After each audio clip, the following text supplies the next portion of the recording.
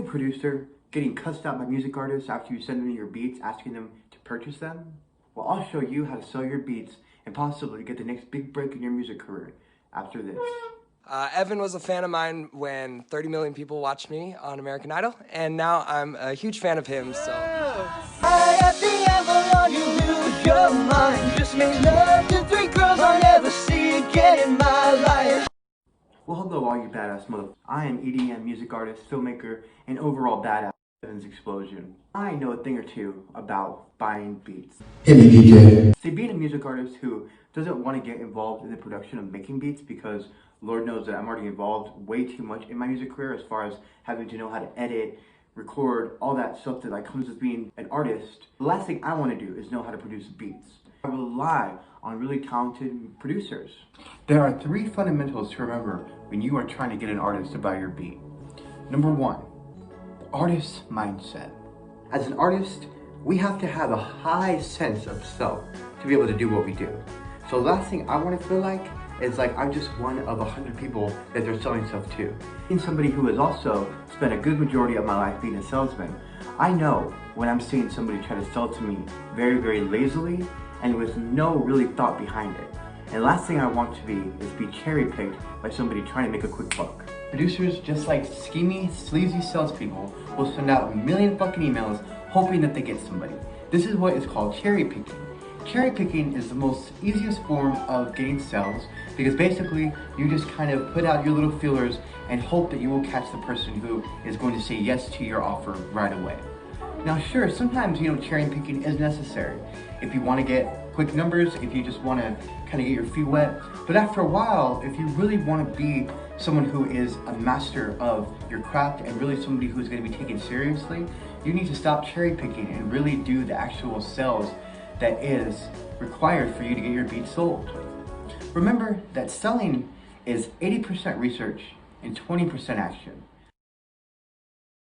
Being upfront. One thing that's really been pissing me off about these DJs and producers is that they don't want to tell me initially that they want me to pay for their beats. You may think that not telling your artist that you want to have them actually purchase to lease the beat in the first email is going to cost you sales, but really, it's actually costing you more sales not to do it because you're pissing off artists like myself. With this CJ, he said to me, "Oh, I heard your music, and I thought that you would make a good collaborator. So let me send you snippets of these beats, and you tell me if you like anything." So initially, I had responded to him, trying to save myself the time. I asked him, "Well, is there one that you would recommend for an EDM, emerging artist about to blow up like myself?"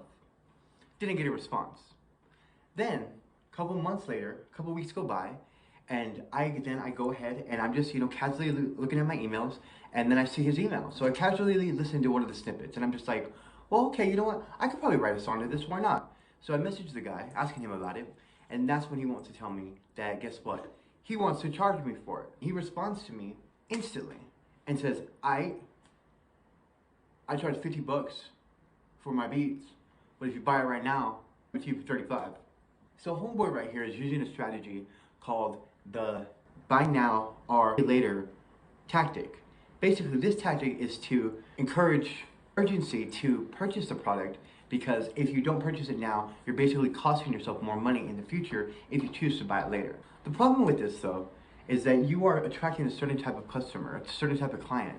You're probably attracting a music artist who probably isn't somebody who is really committed to your music, somebody who's probably not even going to release a song. And the truth of the matter is that this person right now who messaged me this was probably so desperate for cash that I probably could have talked him down to $10. It didn't matter to him because he just wanted the money.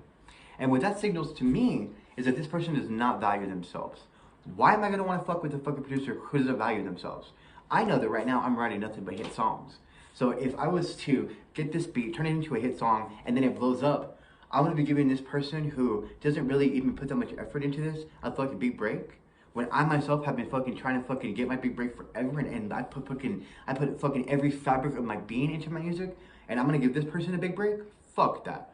See, laziness is one of those traits kind of go into every other aspect of our lives. Not always, but most of the time that's what people are going to assume, right? So because of that, I'm going to assume that this person is lazy. Remember that you want to attract quality clients. You could have a client for life. And who knows, that artist may be the one who actually takes your beats to the next level and gets you that big break in your music career that we're all searching for, right? A beat maker can make a lot of money by selling their beats on SoundClick, you know? Now for an artist, we can't do that. When we're looking for a beat, we're obviously doing it so that we can build our catalog of music. We're trying to do it so that we can possibly get a manager, possibly get that next big show. So my mindset is gonna be different when somebody tells me, oh, I heard your music, I want to collab, this and that, let me, you know, but I need you to pay me $35 up front. It's like, what, do I have stupid written on my forehead? And there's a whole industry that is made off ripping off people who want to be in the music industry. And we're aware of that too. And if you spend your career trying to rip off artists, for one, fuck you. Shame on you. You're fucking, what the fuck's your problem? Really? Go get a real job. that's why you want to value the artist. You could have an artist for life.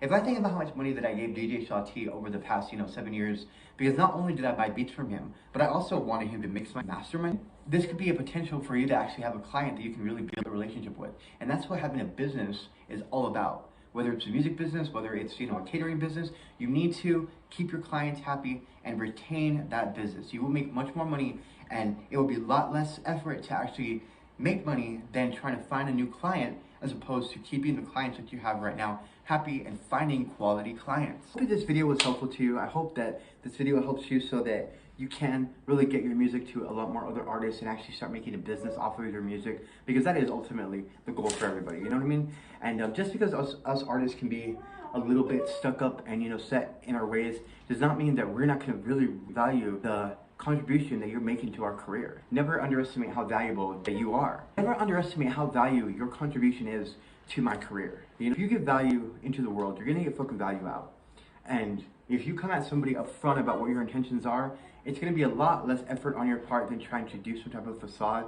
Because even though that type of sales can sometimes work, at the end of the day, you don't want to be known as somebody who is a slimy salesperson. You want to be known as somebody who is genuinely concerned with helping somebody achieve their artistic greatness. And I'm Evan's Explosion, by the way. If you haven't heard my new song, Life in Hollywood, here's a brief clip of it right now.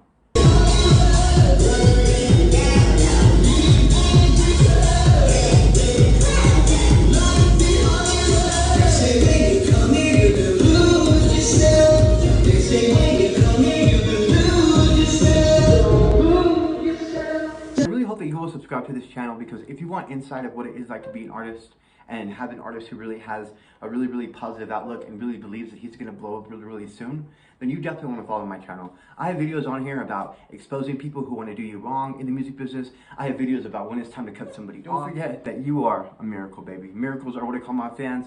I'm Evan's Explosion, and I'm about to blow in 3,